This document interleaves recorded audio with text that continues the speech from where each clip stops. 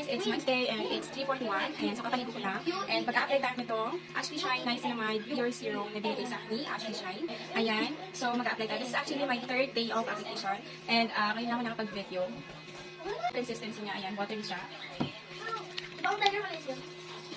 So wala po tayong filter na ginamit sa ating video. So yan, tignan nyo naman, meron ako mga dark spot. Ayan.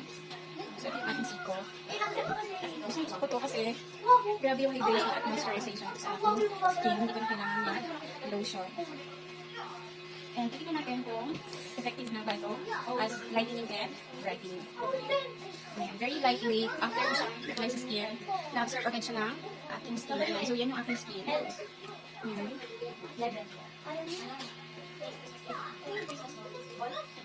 So, gagawa tayo na daily video para makita natin yung difference sa aking skin while using this Ashley Shine Niacinamide Pure Serum 2-in-1 face and